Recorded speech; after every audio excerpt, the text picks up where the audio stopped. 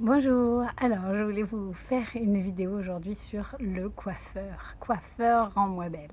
Alors d'abord, je voulais vous interroger. Quand vous allez chez le coiffeur, qu'est-ce que vous attendez? Comment vous vous sentez? Quelles sont vos attentes? Est-ce que vous avez un peu, l'espoir qui va vous rendre plus beau, plus belle, qui va sublimer un peu, qui vous êtes? Est-ce que vous avez envie qu'il vous change? Voilà et puis, sur l'après, est-ce que du coup vous êtes déçu? Est-ce que vous êtes content? Est-ce que, vous avez du mal à vous reconnaître? C'est souvent, un sentiment qu'on peut avoir quand on sort tout juste de chez le coiffeur. On a l'impression un peu d'être déguisé ou d'être, je sais pas, de pas être nous-mêmes. En tout cas, on met un peu de temps à se reconnaître, à s'habituer à sa coiffure. Je vous parle de ça parce que c'est un sujet qui me touche particulièrement parce que j'ai eu des expériences très rigolotes et diverses avec la coiffure, mais j'ai beaucoup souffert, en tout cas, dans toutes les expériences que j'ai eues, de cette idée de ne pas me reconnaître, d'arriver avec un désir, une vision de moi, je ne sais pas, un espoir d'être transformée ou en tout cas d'être telle que j'imaginais, et puis de ressortir. J'ai quasiment eu tout le temps cette sensation de sortir et de me dire mais mon Dieu, mais voilà, de mettre du temps à m'habituer à ma coiffure, de ne pas me reconnaître et tout ça. Et du coup, à la fin de mes études de psychomotricité, je me suis dit, et puis c'était un rêve que j'avais depuis toute petite, j'avais envie d'être coiffeuse. Puis en fait, je suis devenue psychomotricienne. Et puis, à la fin de mes études de psychomotricité, je me suis dit, non, mais quand même, il faut que j'aille creuser là-dedans, parce que je vois bien qu'il y a quelque chose avec l'image de soi, le, comment on se perçoit. Je voyais bien qu'il y avait quelque chose de plus profond que juste quelque chose d'esthétique, en fait. C'était pas juste un désir d'être plus belle ou plus, pour moi, là, ou plus beau, mais c'était au-delà. Il y avait quelque chose au-delà. Du coup, j'ai fait des études de coiffure et ça a été extrêmement intéressant. Pendant mon stage de coiffure, je me suis dit qu'en fait c'était un métier mais hyper compliqué. Alors déjà, c'est au niveau physique, évidemment, c'est très dur, hein, parce que quand on est coiffeur, on est toujours debout avec les bras comme ça.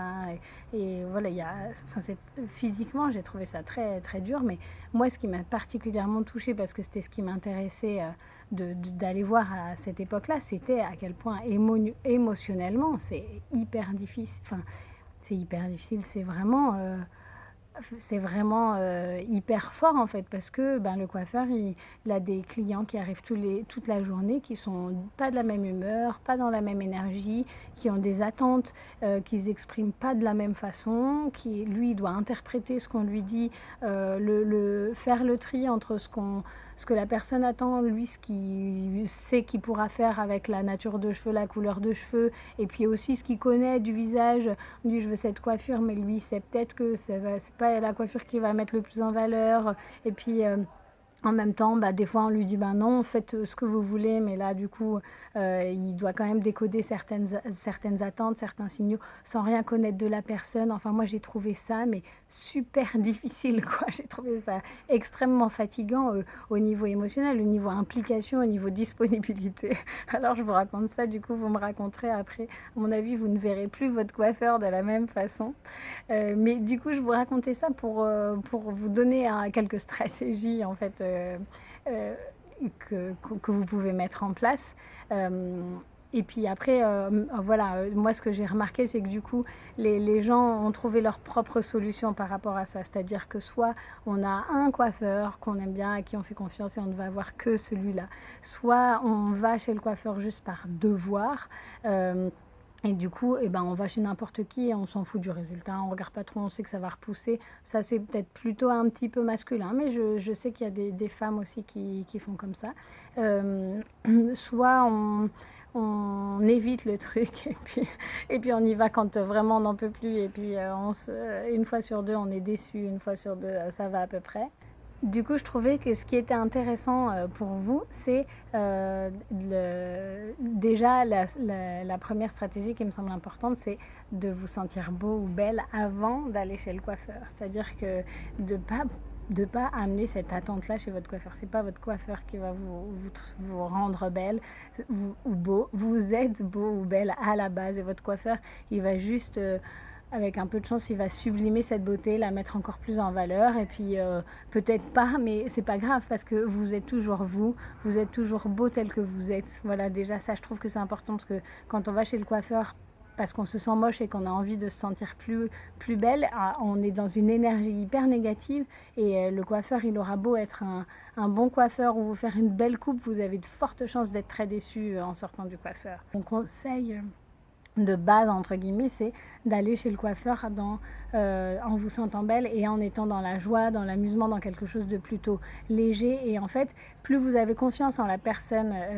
qui va vous couper les cheveux ou dans le lieu que vous avez choisi, plus vous allez inspirer la confiance. En fait, voilà, ça se transmet, ça. C'est-à-dire que si vous savez que vous allez dans un salon de coiffure qui est top, et ben vous allez vous-même arriver avec une certitude que vous sortirez bien coiffé. Vous voyez ce que je veux dire? Et du coup, il y a quand même plus de chances que vous sortiez moins déçu entre guillemets de ce que vous pourriez, de ce à quoi vous pourriez vous attendre. Du coup, voilà, cette petite histoire de coiffure, j'avais envie de vous partager ça, je trouvais ça rigolo et puis en même temps, malgré tout, très important. Et du coup, prenez conscience, vraiment ce que je vous invite à faire, c'est à prendre conscience de ce que ce moment signifie pour vous. Et rien que de prendre conscience de ça, ça va vous permettre d'agir en fonction. C'est-à-dire que si c'est un moment qui est important pour vous, parce que c'est le moment où vous prenez soin de vous, qui vous fait du bien, vous allez choisir un coiffeur, un type de salon particulier. Si c'est un moment où vous allez parce qu'il faut, parce que c'est important, vous devez être bien coiffé, tout ça, vous allez choisir un autre type de coiffure et de salon et de coiffeur, entre guillemets. Et si c'est un moment qui vous amuse, vous y allez dans la joie, dans l'amusement, pour voir un peu, pour tenter des nouveaux trucs, c'est aussi un différent état d'esprit. Et votre état d'esprit va pour moi, en tout cas, c'est ma vision des choses, va conditionner l'énergie que vous allez transmettre au coiffeur et lui, comment il va pouvoir y répondre, entre guillemets. Voilà. Bon, je vous souhaite des bonnes expériences de coiffure et puis racontez-moi en commentaire ou en réponse au mail vos différentes expériences. À très bientôt. Au revoir.